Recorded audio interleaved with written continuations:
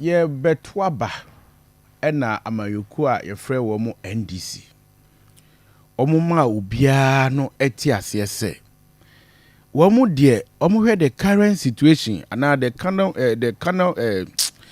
current policy a ombetimi dia ba ewe economy ni mu a ohu eye bibia yefrɛ no 24 hour eba. It is a game changer.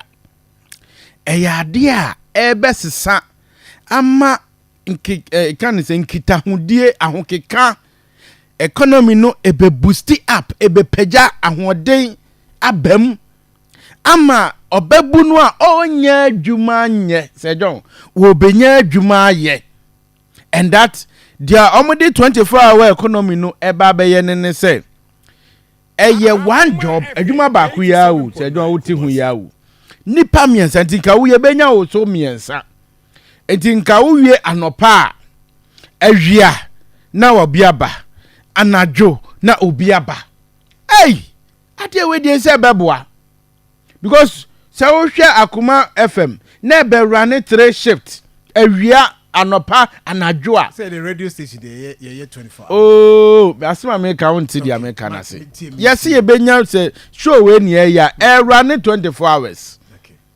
Anante de kana say run 24 hours enti asi so sa ye benya say jo na TV or radio so ne ade ka say ya mi benya ne say so bi emani padodo no anya efre ni say emugidie say ye ko DVL a ene akola bia eko ebeye national service ya wan ko DVL a ope GRA ana Senate ana gapoha meboa na wate say abai no eba beye 24-hour economy a eho no adwuma bia wo bia be fa nipa 2222 aka ho menua eya dia ebema nipa dodo no apɛ aban na asɛm ananya saa Akoma FM 87. afei yeto aba ma o mu wie ya because we were expecting say wo hwɛ na na ado danko akofo ado a ade a nipa dodo di gina so to aba ma no 2016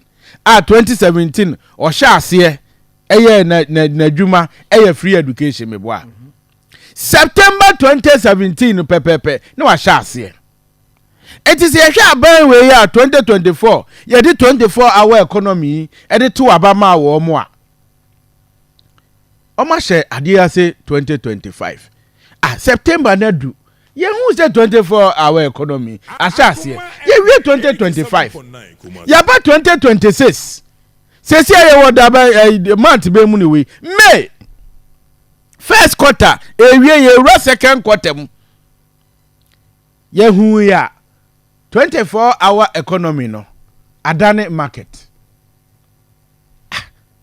na sana money akaye sa muka say 24-hour economy no e market na say enti omuntimi nya no sa oh facility me say ya the formula say you go school no anya mass dana ya the formula to wa fa chisem fa variables no chisem na benya ansa Akoma FM ya the formula no etu ho say ya ya the two say ya for variables no chishem na benya answer one job 3 shift 3 people ayasa eti na one job 3 shift 3 people no adane edwadie ni kra na yesi ye di na enu kra na bema we no a minu embisa ye ho wa no pay na mo discuss bi mitie pa minu ade di kan yekum dwafo didwa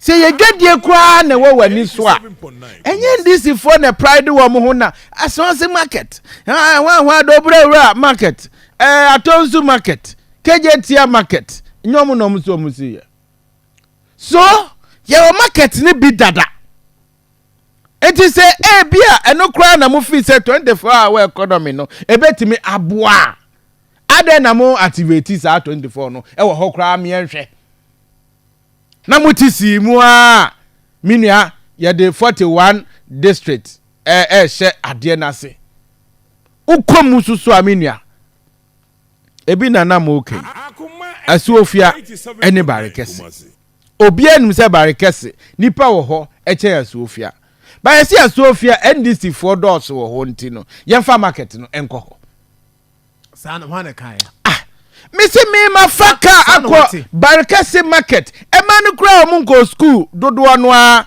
omunye engineers omunye researchers omunye bra wo de market ya o ye nko school yi kura yetie kura enim se barekese market no eso se ya Sofia market etia de na consultant wo free ankara wa ba no de o se o de market ni kwa Sofia Akoma FM 87. so you ask yourself say let us say more there na more ye no are you doing it to satisfy parties interest or to satisfy the general public good send ye be ya nipa dodo no a ebenya ade no so emphasis I see the dwama de ya kan enso ye example what and for tumwe say si ano adujama obi anim say ye district capital and there are reasons why ye free Ekrobi district capital.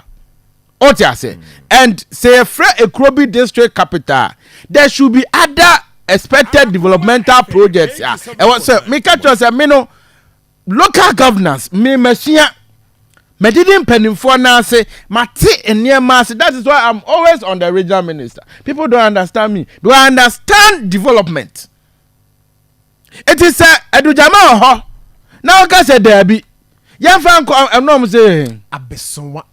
Enko abeswa na je say ade na ya tout say it's going to be a game changer na ebe boost up existing market na ewo society ni mu no ebe boosting up no we are not going to have that effect